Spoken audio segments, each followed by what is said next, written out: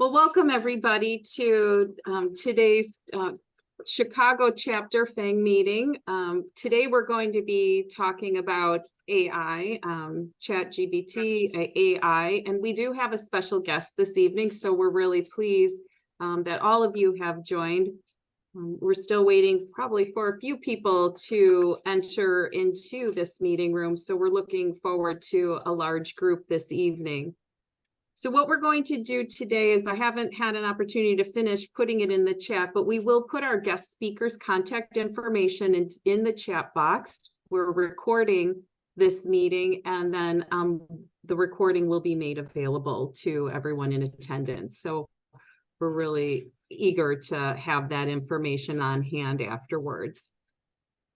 So you'll be able to look up the contact information. We'll repeat that again when Michelle does talk about AI, and then we'll make certain that you receive that information in the email. So today we have Michelle Weger, and she is the CEO of Venture Creative Collective. She is a trailblazer in AI, automation, and website advisory. She hailing from Ottawa, Canada, go Canada. So clearly she's a nice person. She's the youngest winner of the 40 Under 40 award while she was in her 20s, a testament to her unparalleled dedication and innovation.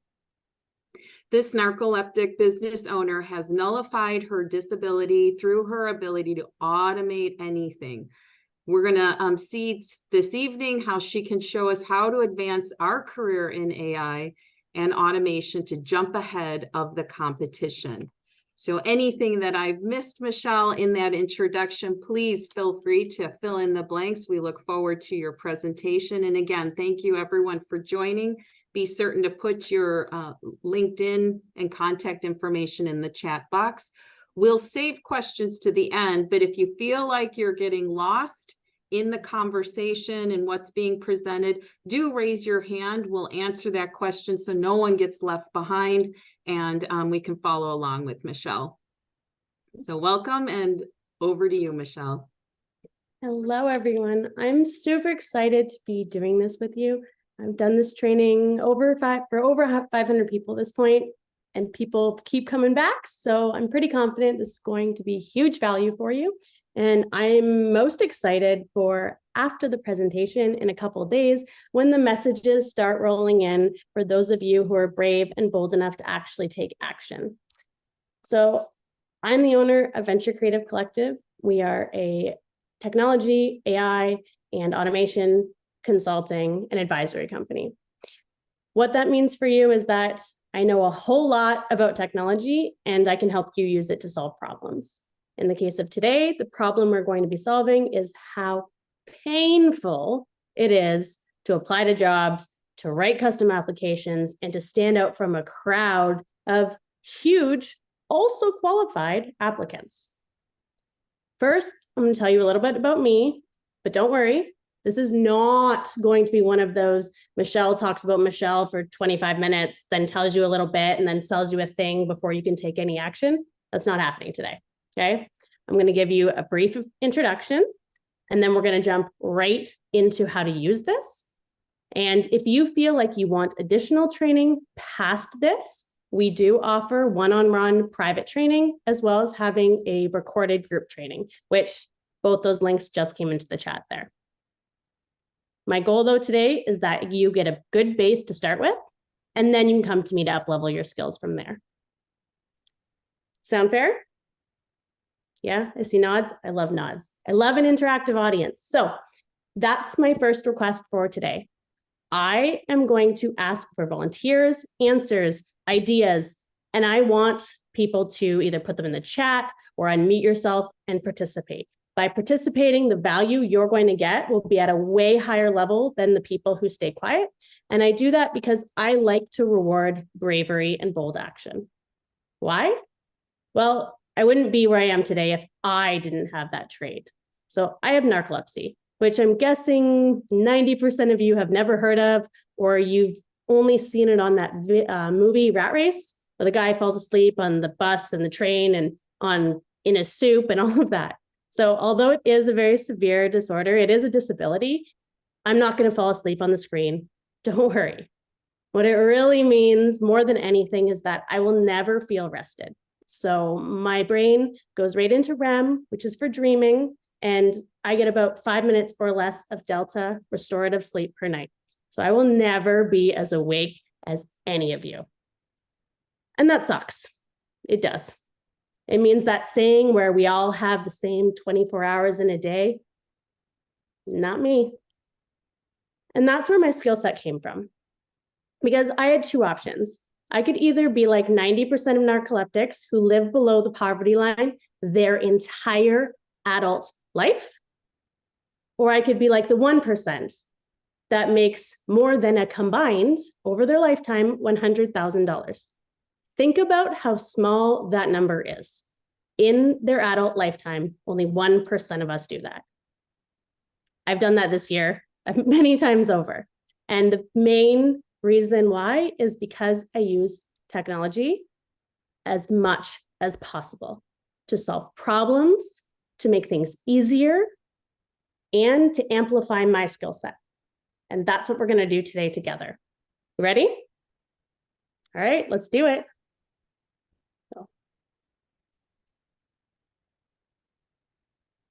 Our first screen here, my amazing website.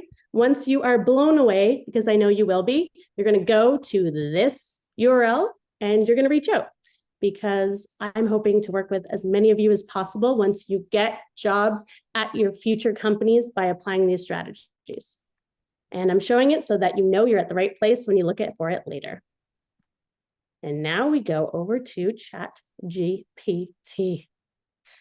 Can I get a show of hands? Who has ever been, actually, no, who hasn't ever been on ChatGPT themselves? I want to know how many of you for which this is completely brand new.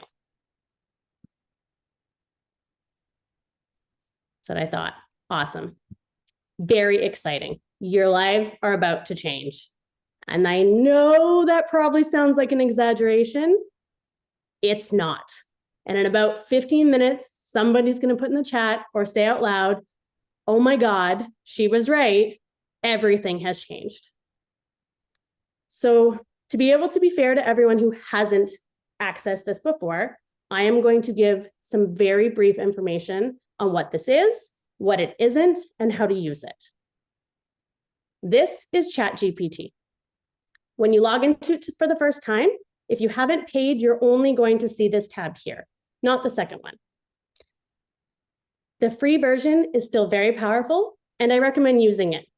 You don't need to pay for it unless you find yourself constantly logging in and not being able to access it, because the free people are on a wait list and the paid people always get in. What you do when you get in here is we're going to ask it a question right here. Send a message. It's like texting a friend, right? And that's what makes it scary, really scary to a lot of people. Well, we're going to type in here. We're going to ask it a question like, here, surely it would know this. How far is the Earth from the moon? And then we hit enter. It's going to think for a little bit and then answer very quickly. I'm going to do us all the favor and not read that entire thing and just give you the short version, which is the distance from the Earth to the moon is about 384,400 kilometers. And it's an average distance because it varies based on where it is on the axis. Sounds right. But how do we know? Well, there is a software we've all used thousands of times for finding this type of info, right? Google? Let's try. Let's see what Google says. So I'm going to copy it to make sure that we are being fair. So it'll be the exact same wording. We're going to put it over here into Google. Well, you look at that. Same answer. So why bother? Why use ChatGPT when we already have Google? Well, Google is great for asking questions that tons of people have asked and answered before. ChatGPT, though, does so much more. We can use it to ask questions and get answers that have never been asked or answered before, ever. So, to show this, I would like someone to give me some sort of transportation object, not a rocket ship, and we're going to ask it how long it would take, based on average speeds of that object, to get to the moon. Because I guarantee nobody has ever asked Google that before. Bicycle. Bicycle. So based on the average top speed of a bicycle, how long would it take to get to the moon from Earth? And again, enter, or we can click this arrow too.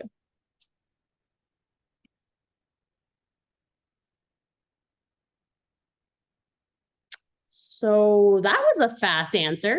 Apparently, the average speed of a bicycle cruising on flat terrain is 15 to 20 miles per hour. Sounds reasonable. And based on that, it will take us approximately 1 year and 298 days to get there. Should we ask Google? Let's see.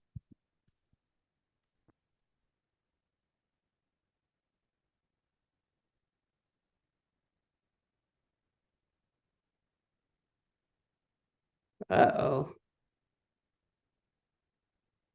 Different answer. Now, the speeds they gave were different, so that could be a reason.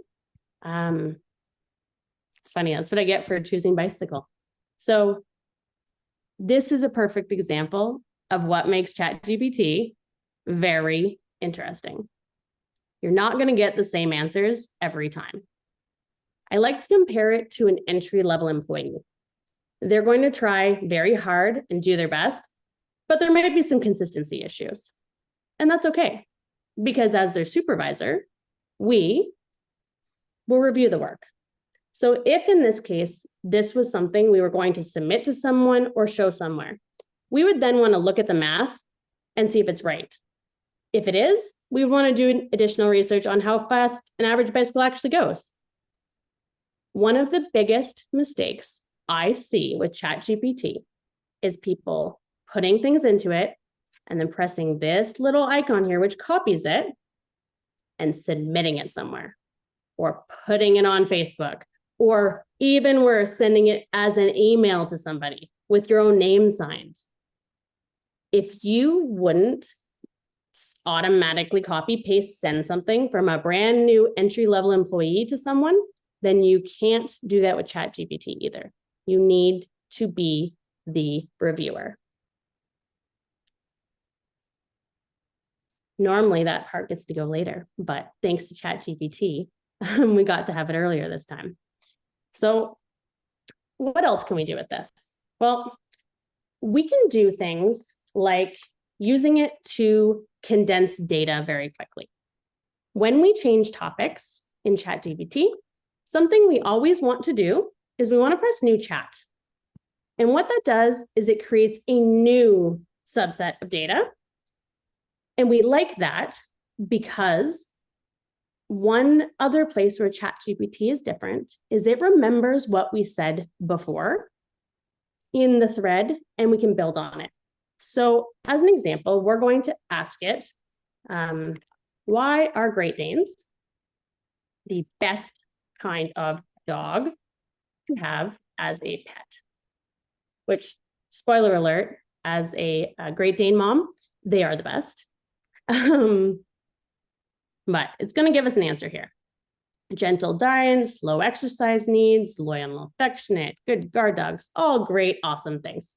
And they happen to be true as well.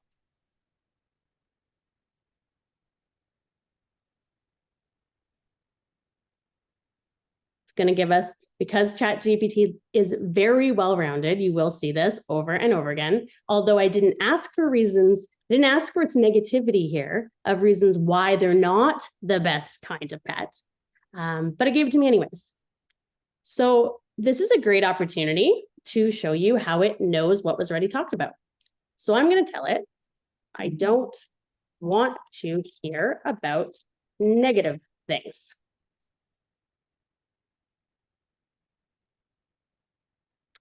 I apologize for the oversight. Let's focus on the positive attributes of Great Danes. So even though I didn't say, I don't want to hear about the negative things, only tell me positive things about Great Danes, it was able to infer that's what I wanted based on the previous context. Like that entry-level employee could. Certainly not something Google could do.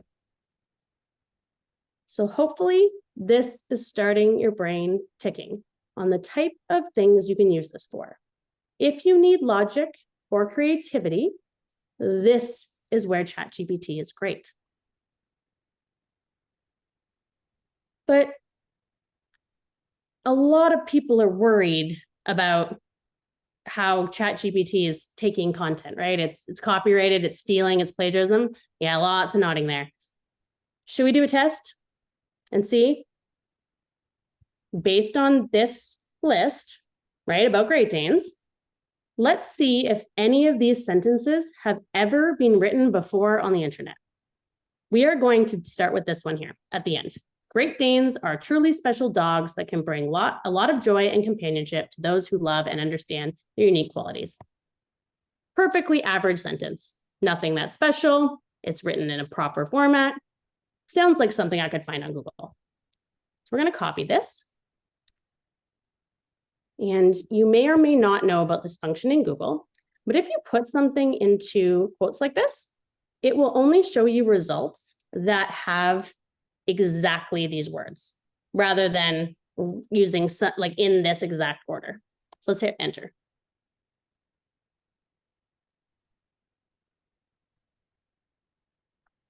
No results found for Great Danes are truly special dogs that can bring blah, blah, blah. No results found. Have you ever seen that on Google? So in the earlier days of ChatGPT, so about 11 months ago when I started doing this, it would just say no results found and give you some alternative things you could search. Like, did you mean this? Without quotes, just like it is here, and nothing else. The page would be blank. It was very weird to see Google blank. But let's look up another one, because maybe that's a coincidence, right?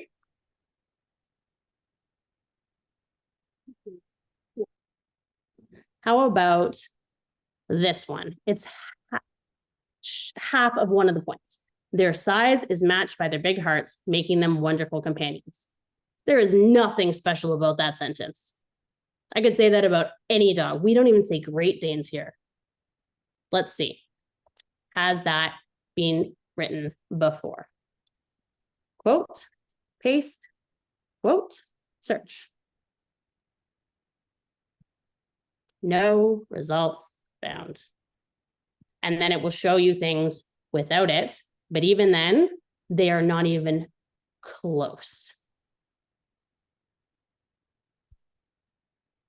I truly encourage you, when you start using ChatGPT, do this type of thing, because it will quell any worries about plagiarism very, very quickly.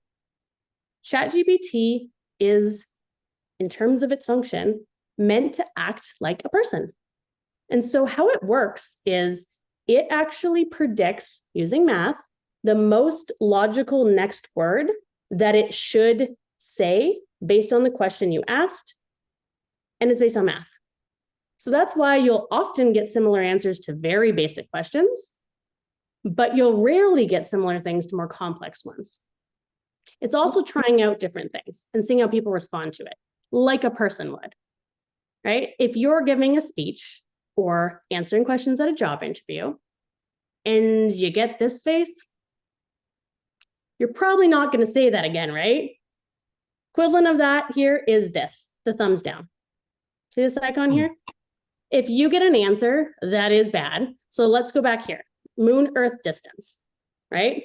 And it gave us a different Apparently it's going to be glitchy right now. Normally it would populate, whatever. It gave us a different answer. So we would normally want to press the thumbs down and say, Google gave me a different answer. In this case, I'm going to say thumbs up. Great answer. Because we like to give feedback to our entry-level employees, don't we? Good and bad. What I've found, although there is no proof of this, but I have found it anecdotally, is that if you give it feedback and you are on the free model, you will get in more often than if you don't, which just makes sense. They're rewarding good behavior after all. Hey, Michelle, we've got a question. Yeah, please. Eugene, do you want to unmute and Yes. ask? Yeah, very good question before we move on. Please. So you show how it builds a response, which is, somewhat plagiarism proof. But do you understand correctly that once you put it in, so for example, you wrote this piece and then you post it on your website or something, then it becomes part of the overall universe. Then next time somebody's trying to look it up, so then they would be able to find exactly the same phrase. They would. And that's one of the reasons why editing what it creates is very logical, because that will make sure that yours is still unique. But what we can also do is add modifiers. So I have given very basic instructions so far.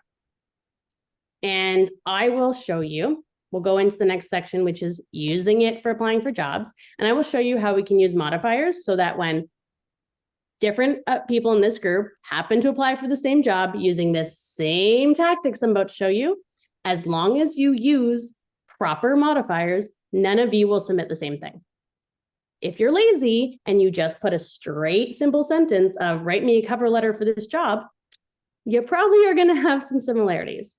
So this is where you, as the prompt giver, aka the superior of the entry-level employee, have to put in the effort.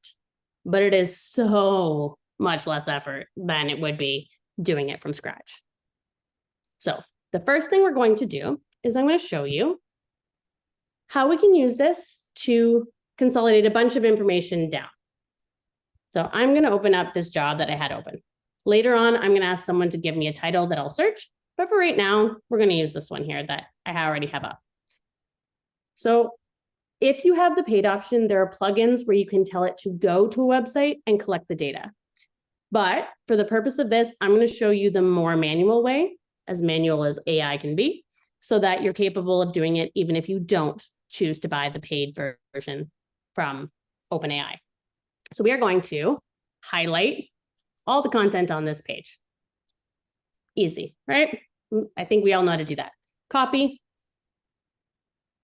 We're going to go over here and we are going to write, take the information I am about to provide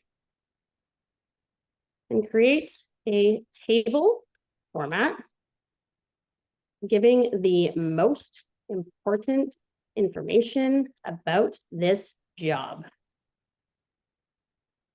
Can someone tell me, I want to know 3 things that you care about, or individuals? What are 3 things that matter the most when you're looking at a job? Compensation. Mm-hmm. Experience required. Mm-hmm. One more. Title. Perfect. I personally am a fan of treating it truly like a person. You've heard me say it a bunch already. I like to do that because it's good practice in general. And I find it gives me less awkward answers than if I try and put it all at once. So if this was a person, I would say this, and then I would say, let me know when you are ready to get the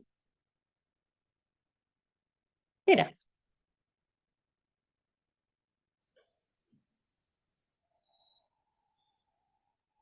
So it says, I'm ready to receive the data. Please provide the information about the job and I'll format it into a table for you. Great. Let's paste it in and see what happens. So I pasted right from Indeed. And I'm going to press submit and see what happens.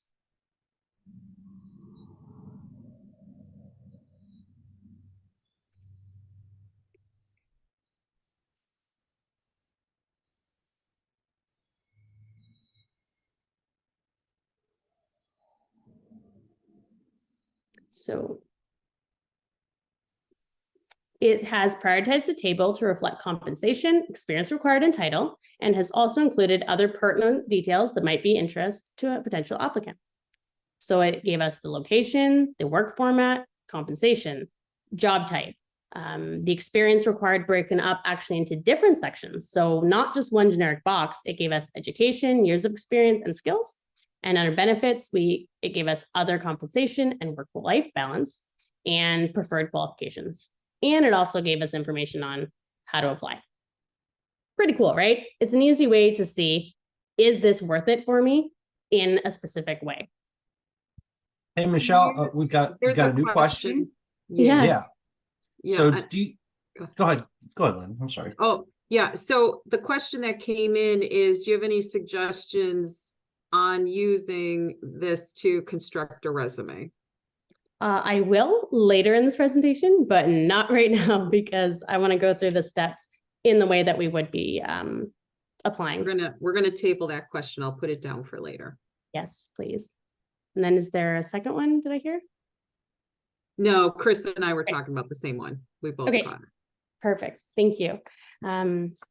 So having one is great, but one of the areas that AI is so useful is that we can do massive amounts of things in a small period of time as soon as we have the format. Sorry? I heard a voice, that's fine. And so one is great, but let's do more. So I'm going to click the back button and we're just going to grab the next one. So I searched the word finance in my city. That's how we ended up here. So I'm going to open these ones and I'm going to ask it. I'm going to tell it 3 because I want it to end, but you could do this open-ended. You could say, I have more jobs to give you and I will tell you when I'm done giving them to you. In this case, I'm going to say I have 3 more jobs to give you to add to the table. And just to show you something else, I'm not going to correct my typo here, which is not a real word. THRE is not a word. And we're going to leave it to see what happens. Okay. How do we want to see this? How about we want to see it? I want to see an easy comparison of the jobs. And there you go. I'll spell comparison wrong too. Look at me go. Okay, so it asked me to provide details for the other 3 jobs, and it will format them together. Job number 1. We're going to go over here. It's a very exciting transformation risk and advisory manager. Great.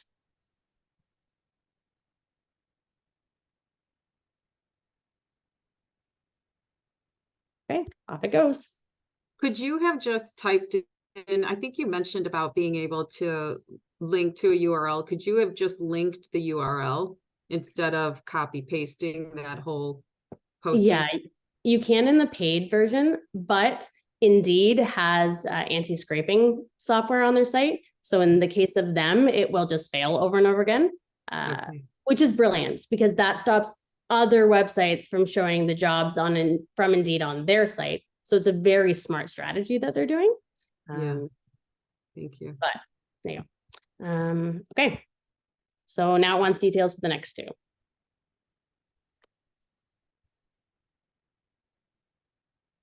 And what this could be, instead of us having to do it, is you can find a teenager in your life or somebody else that would love to make a few bucks that has the ability to copy and paste things.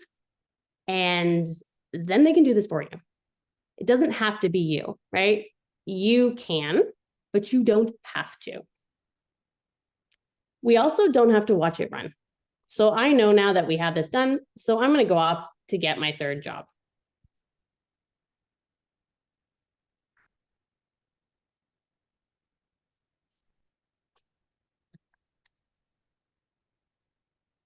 Whenever it's done, it will stop typing. So that little typing icon disappears, and that's when you know you can proceed.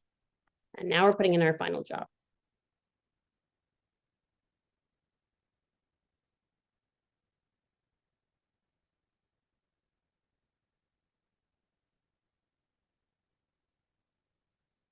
In the real world, what I would encourage you to do is randomly check one field from the first couple to make sure it's doing what you want it to do. Just like you would with your entry-level employee. Make sure you're getting the results you're looking for. I've done this enough times before. I know it will be right. But it is good practice to ensure that you're getting the outcomes that you're looking for by inspecting your work.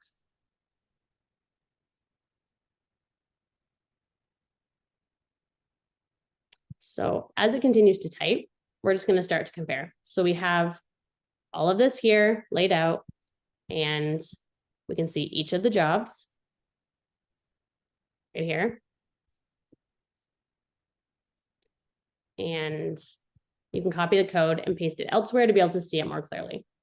Now, it's great to have this, but there's still some work involved now, right? We have to go through each of them and see what's the best and what order we want to apply in for them if we only have so much time. So what if we use this on a whole other level? This is something I've never seen anyone else talk about, but it's the type of thing that I love. It's how my brain works. Because great, we have some data in a more consolidated way now. That's wonderful. But I want to know, with my limited energy, where do I spend it? What is the most valuable, the highest opportunity outcome? So we're going to ask it to create a ranking system for these jobs.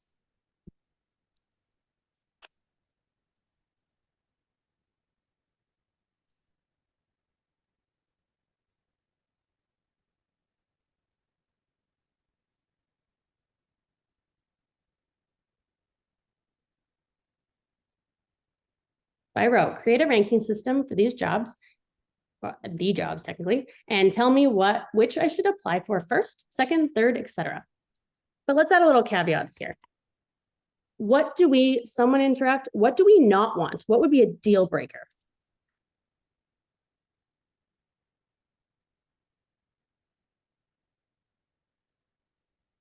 On site. Full-time on site. Okay, full-time on site, perfect.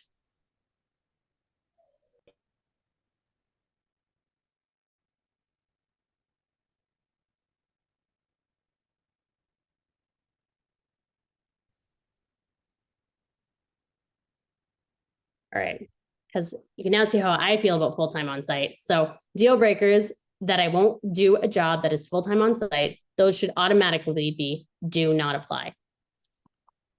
Give me the ranked order of the jobs based on the best one to the worst. Let's see what happens. Michelle, there's a question from Andrew. Is there a big difference between the desktop version versus the mobile one? Would you want to take that now or later? Yeah, we can do that while it runs through. That's a great idea. So the biggest difference for me is that I don't want to type all of this. Can you imagine this copy pasting and everything else on mobile? Like that just sucks. So I am a fan of the policy for myself that if it takes more than 30 seconds, then I need to put my phone down and open my computer, because otherwise I'm wasting my time. And as we've all learned, I only have so much of that. So in terms of the performance of the actual software, it is identical. In terms of your performance and efficiency, I've yet to meet a person who's faster on a phone for anything detailed than a computer. I hope that helps. And that leads to another question of, the question was, could you put the 3 jobs all at once in and then ask the question? Or do you have to separate? I guess you put 4 in here, but, or do you have to separate it and then tell it to rank it? Yeah, excellent question. You can do it all at once.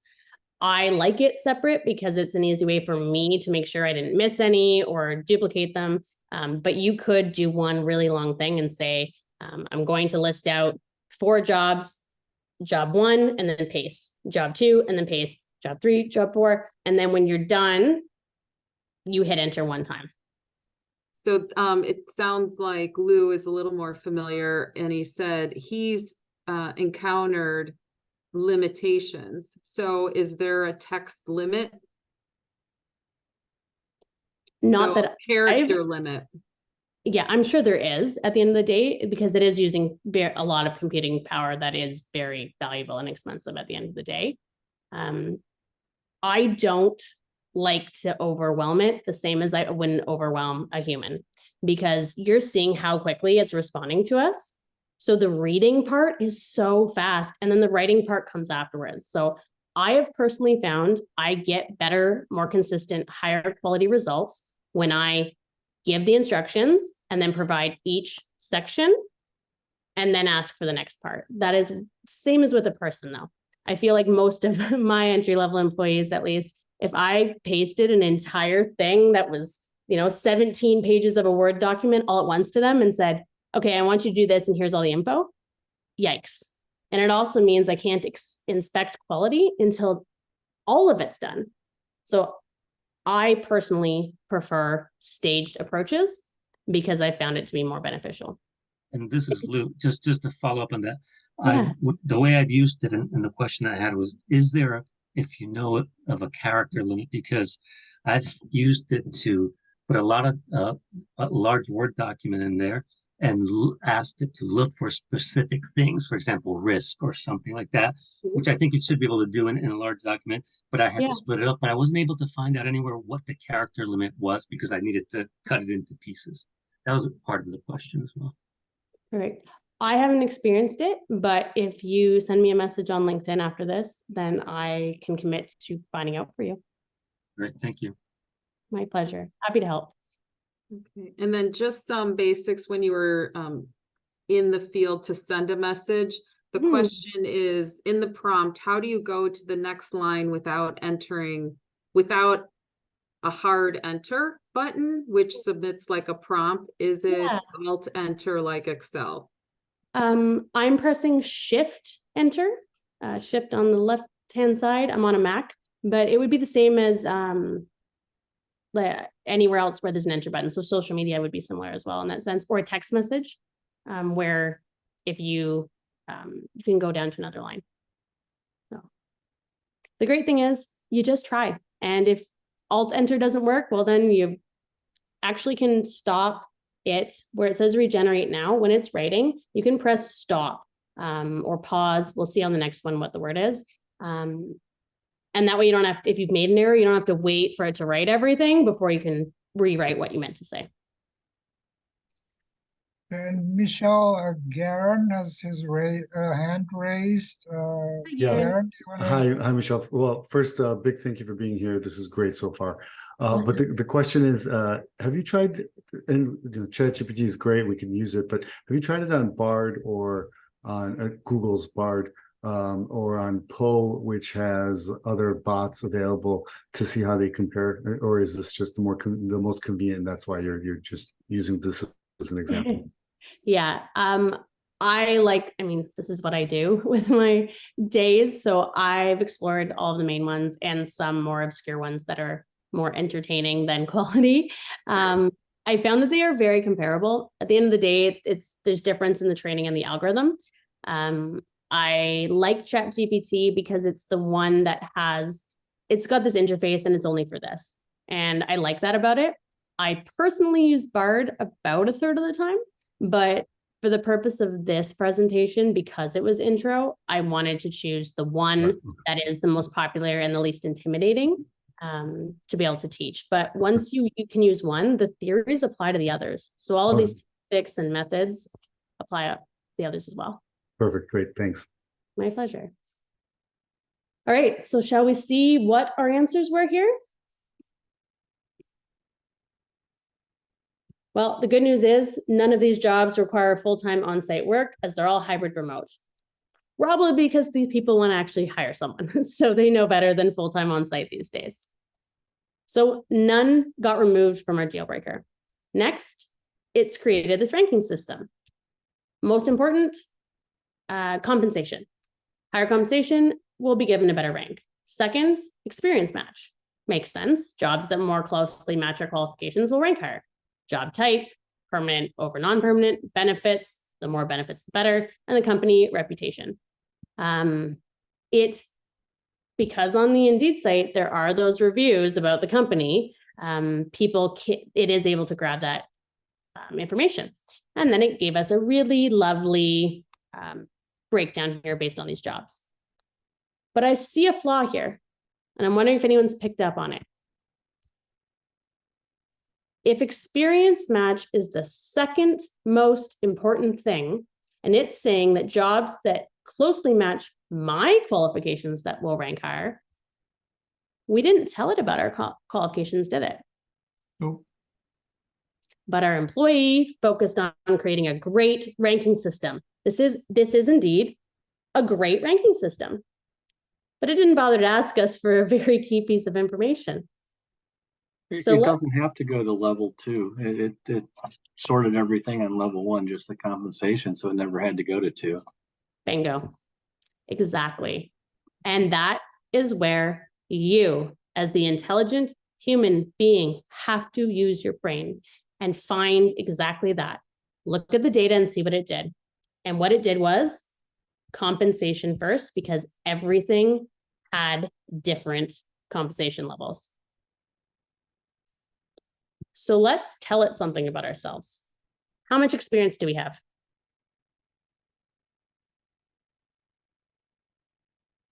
Someone give me a number.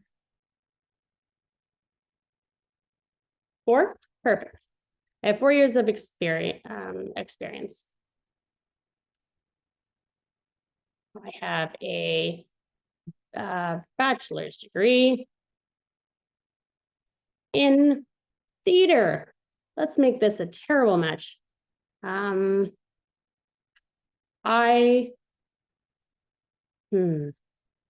have never managed people before as a leader. Now, no one else is going to see this but you. So be honest. Your biggest strengths and your biggest weaknesses. If you want to get great results, be honest about those things. Okay? Re-rank the jobs based on my likelihood of being hired for each one.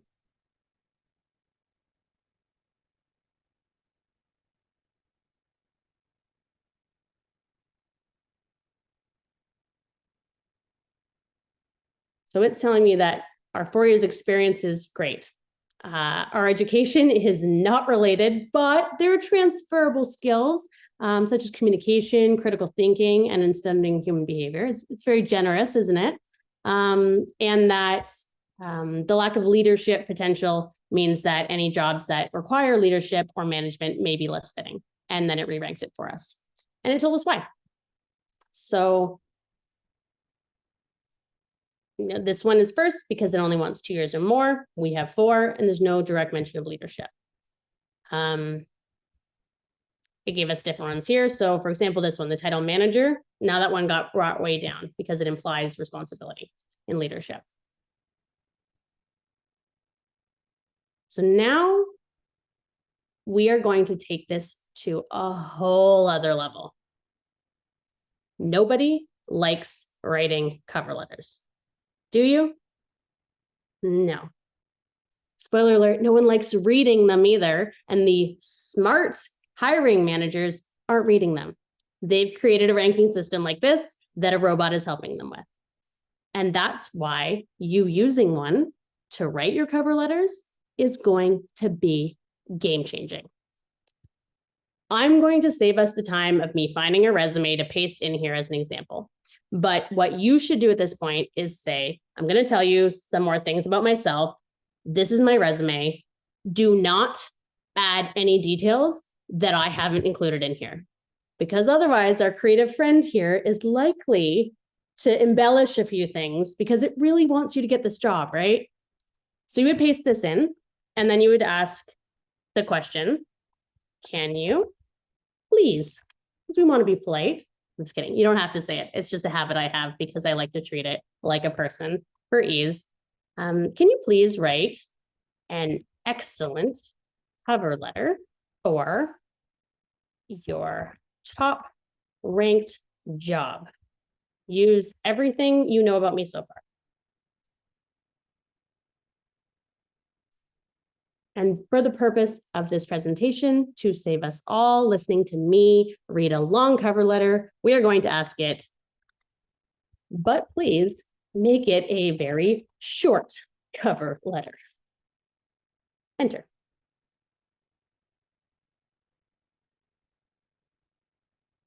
I didn't even say which one it was, but it was the job. The first ranked job is the one that it's now writing about. Where you see here, it says, certainly based on what I know about you and the position for property accountant at Stevenson and White, here's a succinct cover letter. It gives us the fields that we want to fill in with our own information. If you'd put in yours in your cover letter, it would automatically put that in for you. It put in the recruiter's name, which is amazing because that was in the job originally. That's one small personal touch that you don't have to do now because it's been taken care of. It even knows that it came from Indeed, which we never told it, but it was probably somewhere in the information that we copied somehow for at least one of the jobs. And it's somehow finding a way to share a positive spin on our theater degree, which will bring us a unique perspective to the accounting field. So there you go. And then it goes on, while my academic background may seem unconventional, the analytical and collaborative skills I've honed during my theater studies have been invaluable in my professional journey. It has taught me X, Y, Z. I'm excited to be part of an energetic team, et cetera, et cetera, et cetera. It has found a way to pull everything together in a pretty decent way, I would say. Based on what I'm reading here, it didn't add any information we didn't ask for. And it's created something that, frankly, with a quick read through, maybe a change with a word or two to ensure it's not a copy, this could be sent out. What do we think?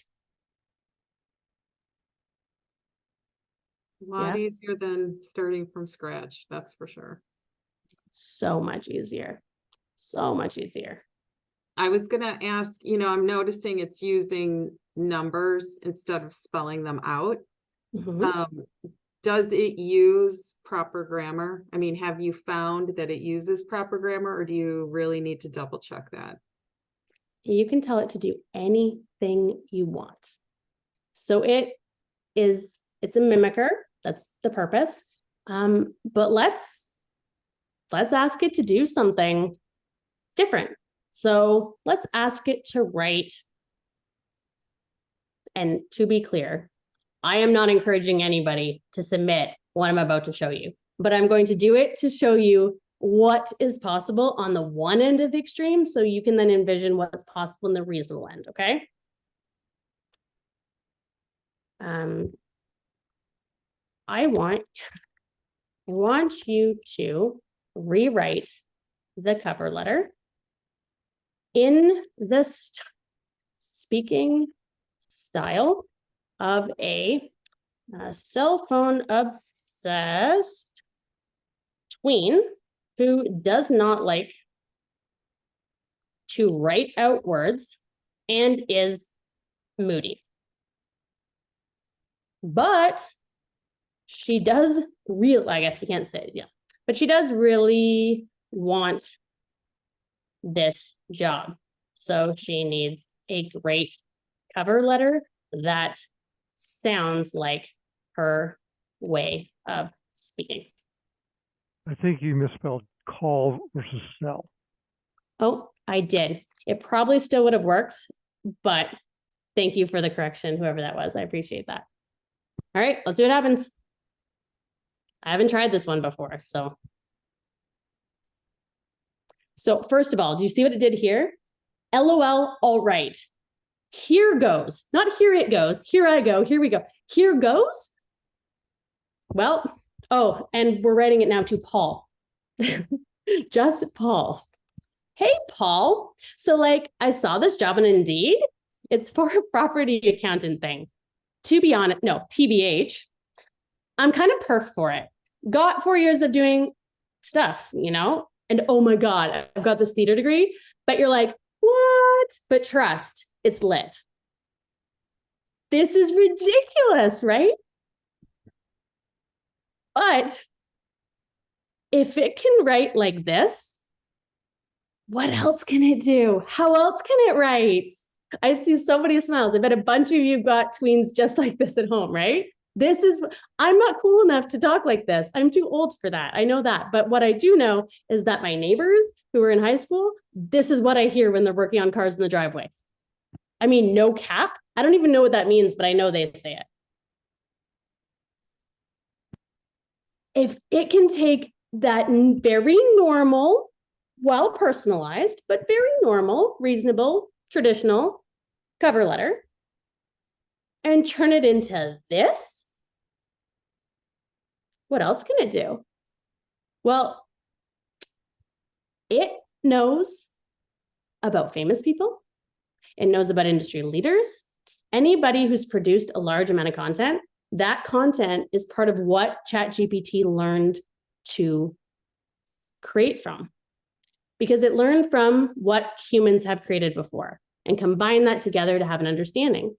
So what if we wanted it to write what's the name of a writer that is a very distinct speaking and writing? Shakespeare.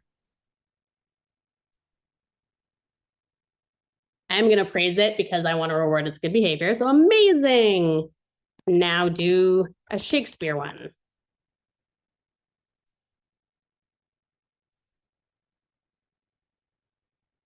Okay.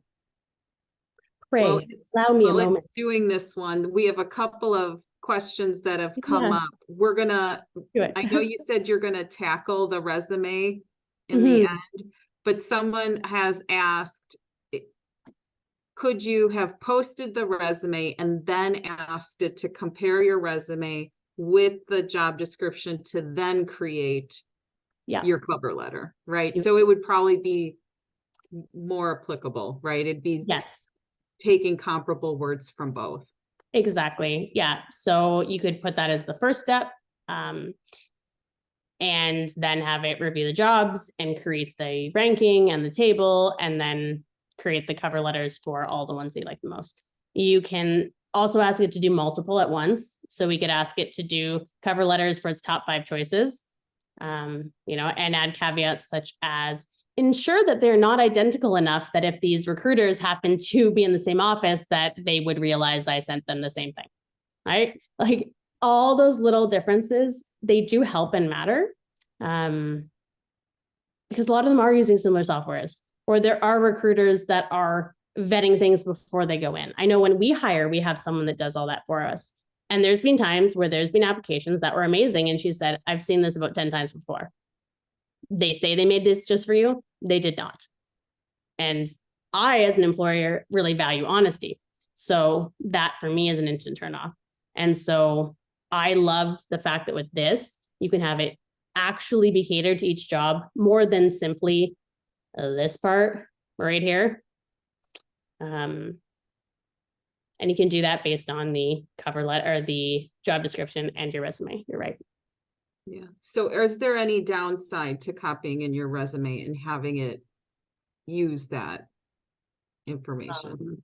Well, that just depends how much of a conspiracy theorist we are at this point. So technically speaking, anything you put out there at any point, anywhere, can be used by third parties. It is data at the end of the day, and data is the most valuable resource on the entire planet, more than gold and diamonds and everything else. Also, when it comes to data, your resume is not even in the top 1,000,000 most valuable pieces of information on the planet. So if you're someone who thinks that all of this is very scary and you don't want to tell it anything about you, you've probably left this call a long time ago or stopped watching the recording. For the rest of us, if you are truly concerned, then don't include your thy address in your copy paste of your resume. You can simply, take out anything that you have concern about. But your resume is something you're sending publicly at the end of the day. So it probably doesn't have information that would be a worry of sharing. Now, yes. Michelle, To share Uh, also. Oh, go yeah. ahead. as a risk guy, I would strongly suggest putting in kind of quotes, address and quote in all. That way you keep your PII, your personal identifying information, secure so it doesn't get out there. Because anything you put out there, like you said, can be compromised. You just don't want to set yourself up for failure. Yeah, it's true. And frankly, as an employer, I don't need to see any of this anyways. So if I well, I really don't like cover letters because they take time to review. But I don't care if someone's postal code is not on it or not. Now, if they've explicitly asked for it, then it becomes up to you if it's worth sending or not. So thank you, Larry, for that. Is there another question? Yeah, we have a couple of more. As a hiring manager, is it possible to check incoming cover letter being generated by ChatGPT? Yes and no. So yes, if you do it the basic way that most people will show you in tutorials on the internet. But we're not doing basic.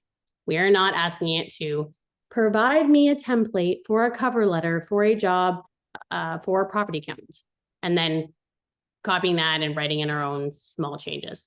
If you do that, then using this website here, which is gpt0.me,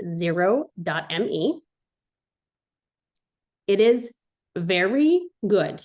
It can detect text that was written by different programs, a human by themselves, and a human mixed with an AI. So what we're going to do here, we want to make it a bit harder for it, okay? Because it can identify things like the square brackets that ChatGPT likes to use, and in list format, it likes to put stars on things, like 3 stars for a heading. We don't want it to see any of that. So we're going to copy this. So our regular. So the main part here, right, of this. We're going to paste it in here. And we're going to click check origin. And it should come back as GPT-4.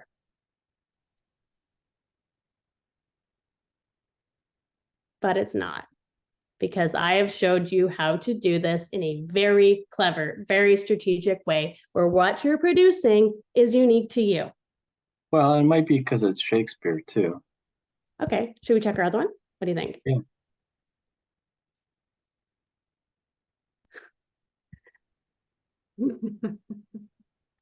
So Shakespeare is very likely to be written by a human. Let's see what our tween comes back as. 0% probability that AI wrote this text. But you all saw it happen, right? Let's go back though. Let's go with our most generic one, the one where we didn't ask it to do any personality. All we did was ask it based on this job and this information.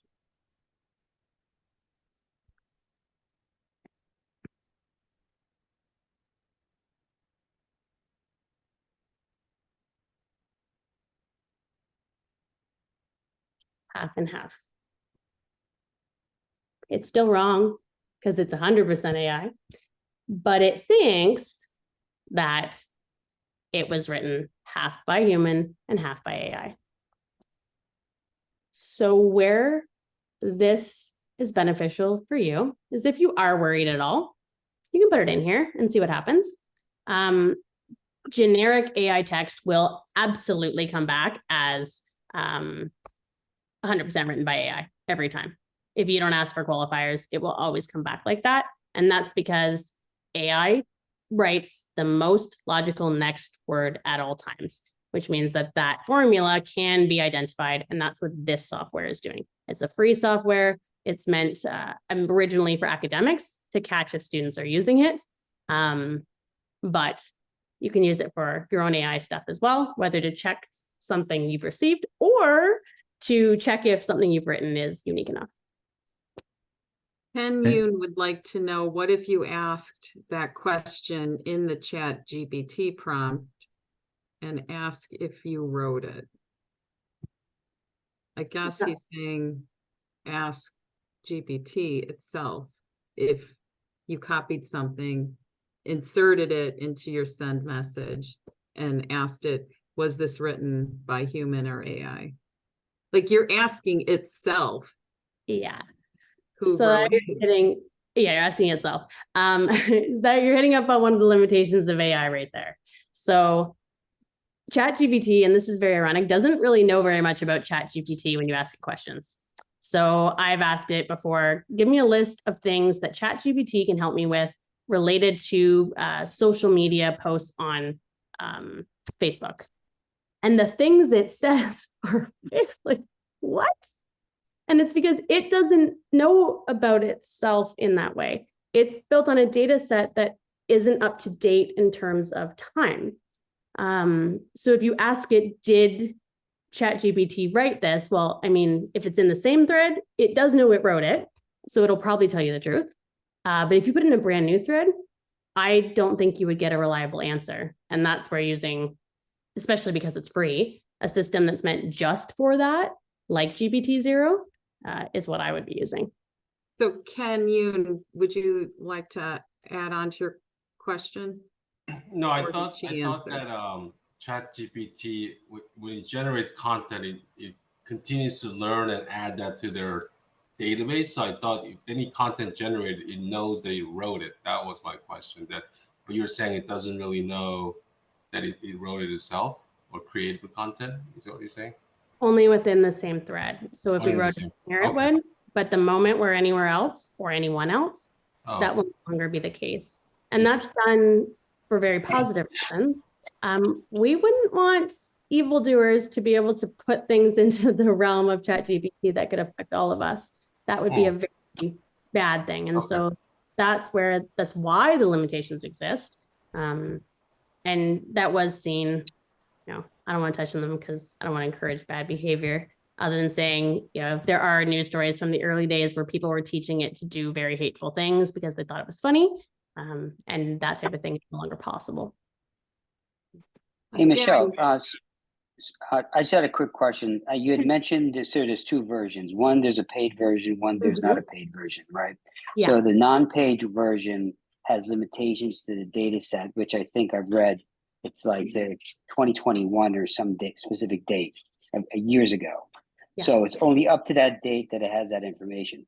So the paid version, that's all live. And so I think the prior person's question, if that's live, is it constantly adding to their database of any information that it reads, interacts with, understands, or is there like privacy, confidentiality, or how does that kind of play into the whole live paid for service type of thing? Thanks. Yeah, no problem. So if it is collecting your data for purposes, it's collecting it whether it's in the free or paid version. Like that'll be the same. What it can access in the paid version is there's plugins where you can access a website. And so that's where the real time comes in. You can ask it, go to this website and tell me about this. Or if you enable the ability to access the web through Bing specifically is how ChatGPT does it. Bard, of course, does it through Google. It will give you more up-to-date answers using that ability. But that's a totally different thing than any of this, because all of this that we're showing today, it is using it for creativity and efficiency. If you're using it for up-to-date data mining, then that's a totally different topic that I'm very much about, but that would be something that we could talk about on a more private setting. Thank you so much. My pleasure. Just to add some, I won't say context, but some actual use. I caught one of these seminars earlier in the month and just started playing with it. And I was struggling with it, excuse me, with a cover letter. And I said, you know what, I'm going to give that a try. So I plugged in the job description. I plugged in my resume and said, give me a cover letter that takes my experience and applies for this job. And it came back with some really good stuff, but it was still sort of like, okay, I got to make that me. Mhm. And I think, listening to some of the other people's comments, it's going to be nice. It's going to kind of like somebody coaching you as you're writing something, but you got to make it you. Otherwise, it's just not going to come across as real. Yeah, you're absolutely right. And that's where if we circle all the way back to the beginning, you always want to double check what was written and you want to make some edits. If you were submitting something that wasn't written by you in general, you will always, or should always make it sound more like you. Yeah. There'll be words that you as an individual use. There'll be turns of phrases. There'll be things you would never say. And if you're someone who's produced a large amount of content, it may know your voice already. That's something worth exploring. That's typically for someone who would be a thought leader or has produced a lot of public content. But you can also paste things in. You can paste and say, here's some previous cover letters I've written for you to get an idea of my writing style. And that type of thing should be enough of a variable that your content will come back as having been written by a human, when in reality, AI wrote it, but it was inspired by you. It was in the voice of you because you gave it the information to be able to do that. Okay, Michelle, Garen raised his hand again. Garen, you want to go ahead? Yeah, just a quick question on GPT-0. Do you have any rule of thumb as to what the percentage should be? We should stay below. Like, is it 50%, or do employers get alarmed at anything above 20%? Any perspective would be great. So I'm not a hiring expert by any means. I think that the majority of people are not even aware that they can do this. So at the current point, I would say that as long as it doesn't say this text was entirely written by an AI, then I wouldn't be worried. What I would question, though, is the chance of somebody else having submitted something very similar. That is the risk if you have it come back as very likely to have been written entirely by AI and you choose to submit that, then do you think maybe someone else chose to take the same shortcut? Probably. So don't be that person who takes the shortcut. You're just shooting yourself in the foot. And at that point, you've wasted an entire application. Why bother? Oh, good point. Thank you. Yeah, but at the same time, what are the chances of the recruiters really going through your letter? I mean, they barely have a bandwidth to scan over your resume and maybe make a couple of notes and then move on to the next resume. And if you speak to recruiters, I haven't heard for a while about someone actually reading those statements of interest. And so now to assume or to even give a chance of someone not only reading your letter, but then taking a particular interest and going to ChatGPT 0 and then running through it and just to check, just to make sure out of the spitefulness in their heart that you did it improperly. I mean, really. Yeah, you're right. And that's why I'm saying the real risk is that someone else will have submitted something very identical. And that's not really the point of applying, right? I'm going to make the educated guess based on what I know about this group, that very few of you are looking for entry-level, generic, basic jobs. You are experienced, you have a lot of things that are very unique about you, and that's what those letters should be talking about. And that's what your resume should be framed around. And so if you're just using a generic, untailored, unvaried cover letter, then you're really just shooting yourself in the foot. You're wasting your time because there's no way that there isn't somebody or several somebodies who have similar experiences that are showcasing it very well. And that's what this tool should be used for, I think, when it comes to hiring and applying. I might also suggest that as recruiters become more and more sophisticated, they're starting to incorporate AIs into their recruiting process, and they'll find you if you do it. So I would be very cautious. Nobody here is going to plagiarize, right? We all have ethics and that sort of thing. So there you go. Thanks, Michelle. Oh, my pleasure. And look, if I was Indeed, I would be working on and hopefully launching very soon an AI detector that could be a paid feature that you add on to your account, and then it just filters anyone who doesn't meet your qualifications. That would be the type of feature that a business like Indeed could make a lot of money by integrating. As far as I know, it doesn't exist yet, but these are the ways my brain thinks. I like to think of opportunities for businesses to make more money and for systems to be brought up to a whole new level. And so if anyone knows anyone at Indeed, please do make the intro because, you know, this whole industry, there's so much potential. And so I hope you use it for your applying. I hope you use it for data combining, and I hope you use it for other areas in your life. You know, the nights when you have nothing in the fridge and it's a Monday, so all the good restaurants are closed, or maybe it's after 9, so you can't get delivery, at least not where I live. You can put in what foods you actually have and ask it to give you recipes that could be made with what you have, and they're actually good. You can ask it to list out the steps for planning a birthday party for your kid who's about to turn 8. She really likes unicorns. And, you know, your wife's friend group of moms, you know, they're a bit nitpicky, so it's really got to be good. You can use it for so many things. This is just the entry point. And I hope that using the tactics I've taught you tonight, you'll be able to get more confidence and use it to change your life.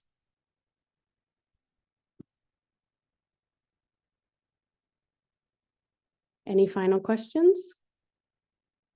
Yes. If you change threads, does it remember the information that you, or the data that you've already input into it, so that it can, does it learn if you, you're signing in, so it has, you have an ID attached to your input. So what I'm wondering is does it remember information from one day to the next about yourself? It does in the individual threads. Same thread. So, yeah. But if you change threads, no. Exactly. So we're going to learn lots of things about me over here, all the different things that I've recently searched. You can also see how often I use it. For example, my Great Dane stopped eating her raw dog food, which is like filet mignon for dogs, very expensive, but she's a princess who stopped eating it. So I searched, can you cook it? And does it lose calories or nutrients? Because I want to make sure she's still going to be healthy. But it doesn't know that I was asking about this for a Great Dane because I didn't ask about Great Danes in this thread. I did in other places, but it only knows about you, at least in terms of the practical applying to the answers, the things that you have asked in that thread. And that's where, for me, sometimes you get kind of weird little summaries of what things are.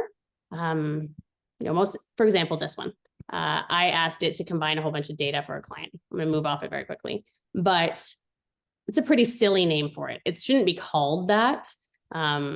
So if one of the titles isn't very clear, where you won't be able to refer back to it in a week or two and remember what you actually talked about on it, what you do, so cooking raw dog food, I'm going to just be funny here and say, can princesses food be cooked? And now that's the new name of this. So if that's just good data management, I think it's better organization over time. I mean, if we scroll back and back, I've got, like, I don't even know how many, like, it goes back for a long time. Where do you save how do you save that so that you have a list? It saves itself. So everyone we talked about today is there, and we can go all the way back here. For example, this, because it's named well, I can easily find a rap that was written about my Great Dane. In the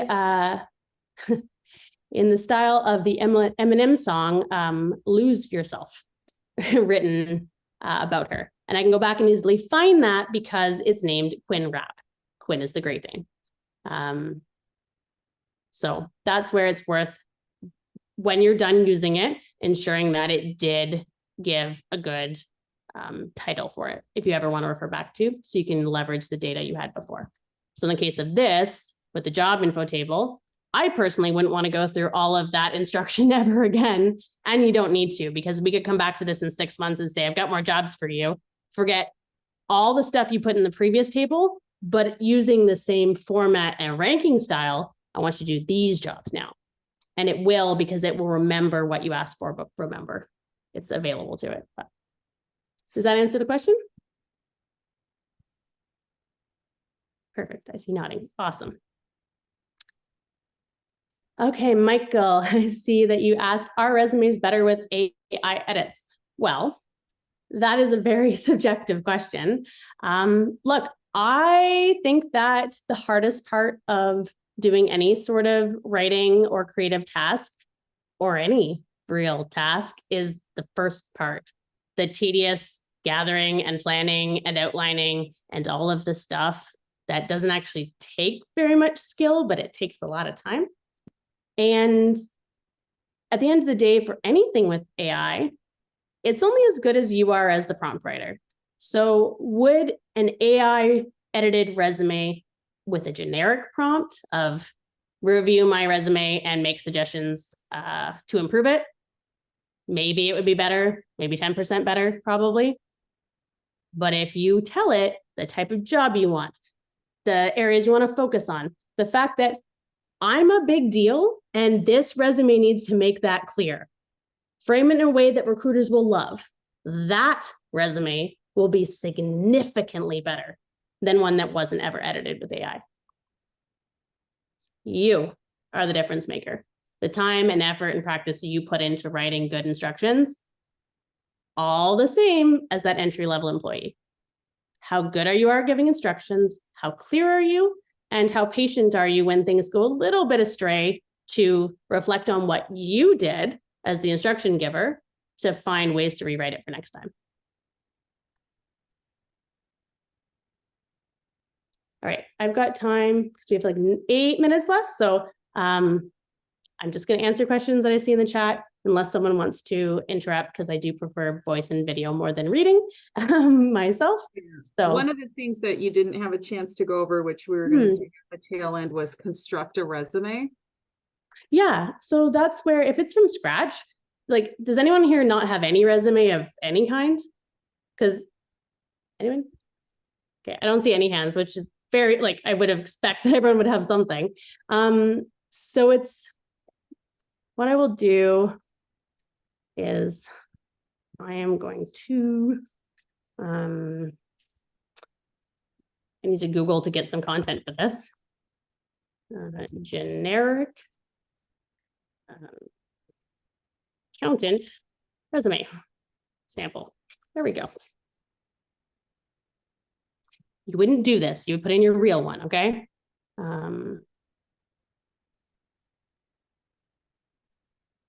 Oh, what a lovely resume we have from Jessica. So I personally wouldn't include the personal data here. So let me copy it. We're going to cheat. Actually, it's not cheating. It's being logical and clever with our time. Write me a generic resume for an accountant.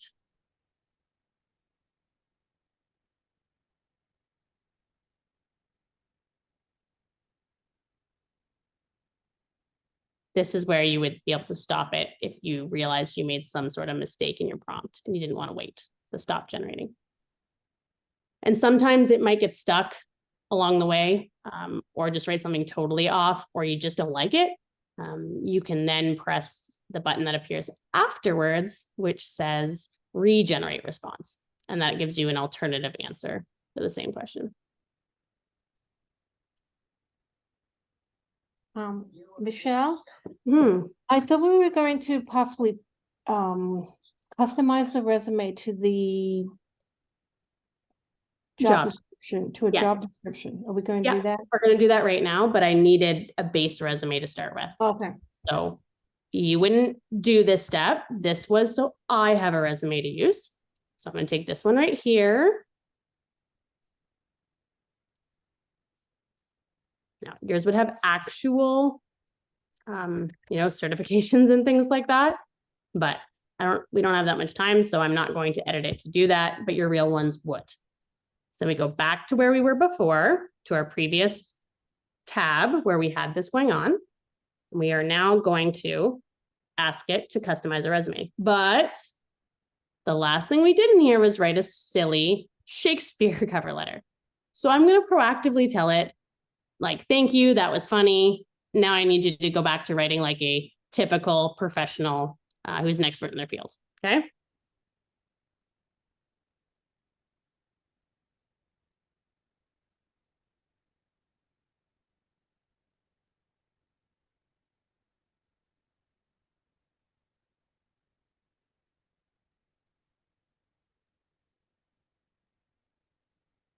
Okay.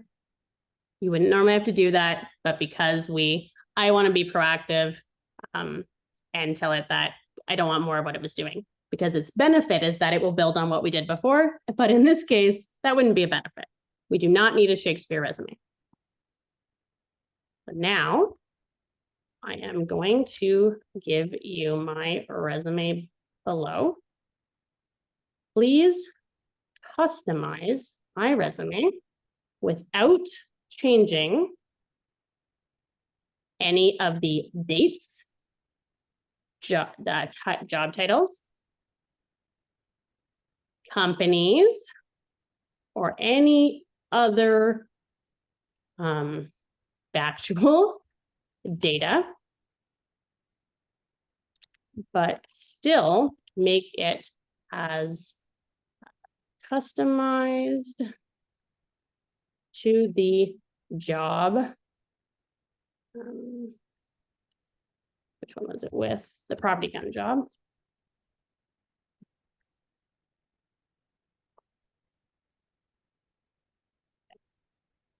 And then I'm going to paste in my template. We're going to hope that it's going to work with some of these generic fields here. All right, let's see what happens.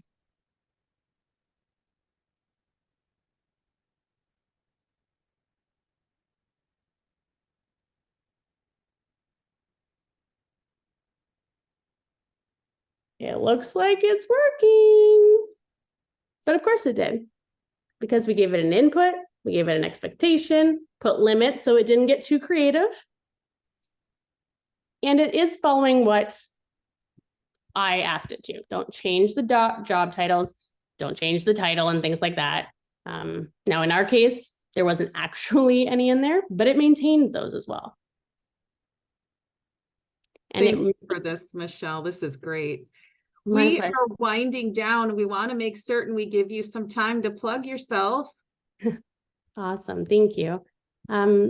So if you found this interesting, if you find me engaging, I love to teach and interact with companies. So our main difference maker is that we work on site, in depth with companies. We go to you and we solve problems. You don't even need to know what the problem is. You can just tell me, I feel like we're wasting a lot of money by having items in our warehouse earlier than needed.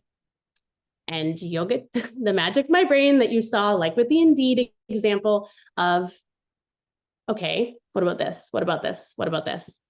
And so once you get the job that you're applying for, which you will using these strategies, you bring me in and I make you look like even more of a superstar in your new financial position, because we will find ways to streamline and optimize and increase revenue and all the things that are so valuable to a company that you probably never thought about before. And I guarantee you, even the CEO hasn't, because the level of tech skill we have is very unique.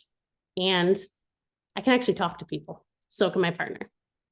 So, and if you want help one-on-one to grow a bit more of your skills, we offer advisory services. So those are one-off calls, and you can ask me anything you want. We will screen share with just each other, and I'm happy to teach anything I know to be able to help you up-level your skills. So the links for both of those things, as well as my other contact info, is going into the chat right now, and it will also be with the replay when the recording goes out. Hope this was awesome for everybody. I hope you feel like things have changed for you and you have a totally new view on what's possible.